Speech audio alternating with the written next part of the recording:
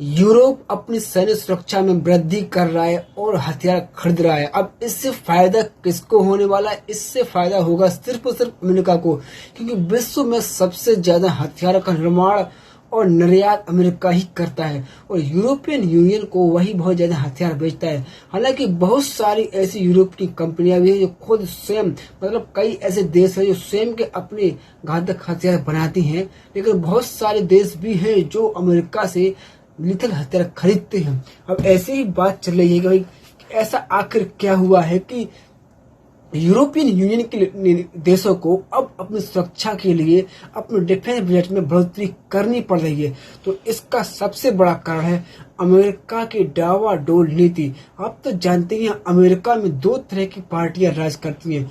To party system वहां पर चल रहा है, एक रिपब्लिकन और दूसरी डेमोक्रेट। अगर डेमोक्रेट पावर में आती तो अलग उनकी नीति होती है और रिपब्लिकन पावर में आते हैं तो उनकी अलग नीति होती है। बस इसी नीति के कारण पूरा यूरोपीय यूनियन परेशान है, क्योंकि जब से ट्रम्प सत्ता में आए हैं और रूस यूक्रेन के बाद जो उनका रवैया है, जिस तरह से वो यूरोपीय यूनियन या यूक्रेन को ही इस युद्ध के लिए जिम्मेदार मान रहे हैं, और हालांकि इस युद्ध के लिए सच में तो यूक्रेन जिम्मेदार है। उसको क्या जरूरत थी भाई नाटो को अमेरिका के दौरे, रसिया के दौरे पर ले जाने की?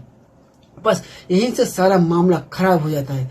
अब देखो भाई, जिस तरह से ट्रम्प का रवैया है, तो उनको लग रहा है, यूरोपीय यूनियन को लग रहा है कि हमारी जो सुरक्षा की दृष्टि है अब उसमें हमें खुद ही कदम उठाने पड़ेंगे, खुद ही मतलब एक तरह का कि हमें वो लेना पड़ेगा, अपना खुद आत्मनिर्भर बनना पड़ेगा।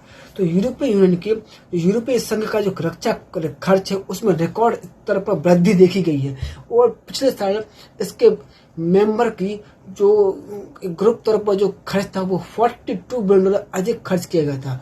मतलब जो 27 देश जो अपना खर्च करते थे उससे जो टोटल है उसका ही $42 बिलियन अधिक खर्च किया हुआ है उन्होंने, और ये पिछले साल की तुलना में 90% की ग्रोथ थी।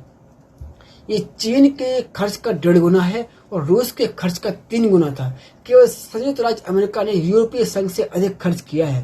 हालांकि उसका तो भाई लगभग 1 ट्रिलियन के आसपास डिफेंस बजट है अमेरिका का। इस साल ये खर्च और बढ़ने की उम्मीद है, जिसमें उसके नाटो मेंबर्स $446 बिलियन खर्च करने का एक उनका जो अनुमान है।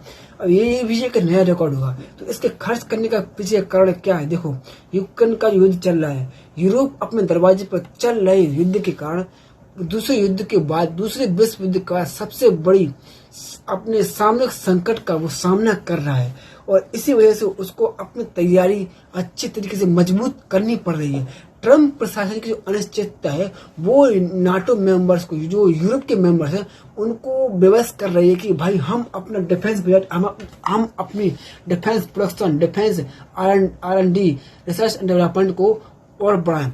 और ट्रम्प ने तो पहले ही कह दिया था यूरोप से, अगर तुम्हें अमेरिका की सुरक्षा चाहिए तो तुम्हें इसके लिए और अधिक कीमत चुकानी पड़ेगी। बस इन्हीं धमकियों से यूरोप के लोगों ने कहा कि हम अब ये धमकी नहीं सुनेंगे, हम खुद की अपनी सुरक्षा कैपेबिलिटी बढ़ाएंगे। लेकिन बहुत सारे ऐसे ही जो यूरोपियन मेंबर्स हैं वो भाई खुद इतने लिथल हथियार नहीं बनाते हैं, इसलिए वो अमेरिका के ऊपर निर्भर हैं। अब भाई इसका जो खर्च का जो आवंटन, जो विस्तार है, वो भी इनका जो बढ़ता जा रहा है। ये जो बजट है उनका, जो सैन्य कर्मियों की सुविधा, भोजन भत्ता, रखरखाव, R&D, तो आपने देखा, हाँ देखो यहाँ पर पिछले साल उनका जो सैन्य खरीद थी उसमें 2023 की जो कंपैरिजन में 39% से अधिक निवेश दिखा गया है और रिसर्च एंड डेवलपमेंट के लिए 20% अधिक था। और यूरोपीय संघ के 27 देशों ने 25 रक्षा खर्च में अपनी सेवाओं में विस्तार से वृद्धि की है। तो यूरोपीय संघ के 27 मेंबर्स में से 25 ने अपने जो खर्चा है उसमें बढ़ाया है। अब इसके जो 4 देश हैं जैसे कि पोलैंड, एस्टोनिया, लातविया, लिथुआनिया, इनमें सबसे अधिक खर्च करने वाले देश हैं। लेकिन जो 3 देश हैं, एस्टोनिया, लातविया, लिथुआनिया, ये यूएसएसआर यानी कि रसिया के पूर्व पार्ट हैं, यानी कि रसिया से टूट कर ये बने हैं। तो इनको ज्यादा खतरा है कि रसिया जो वापस से अपना यूएसएसआर बनाना चाहता है, कहीं हमें हमला करके वापस उसमें जोड़ न ले, इसलिए ये और अधिक उसमें खर्च कर रहे हैं। पोलैंड, एस्टोनिया, लातविया, लिथुआनिया सबसे अधिक खर्च कर रहे हैं, जो कि अपने सकल जीडीपी का लगभग 3 से 4% इसको एक्सपेंड कर रहे हैं। अब आर्थिक इसके लिए खर्चा दे रहे हैं और मतलब पता नहीं बहुत सारी समस्याएं उनको झेलना पड़ रही है। यूरोपीय की सरकारें उम्मीद कर रही हैं कि सैन्य खर्च बढ़ाने से उनकी जो कमजोर अर्थव्यवस्था है उसको भी बढ़ावा मिलेगा। जर्मनी की अर्थव्यवस्था खराब स्थिति में है और फ्रांस और इटली की अर्थव्यवस्था पर भारी कर्जा है।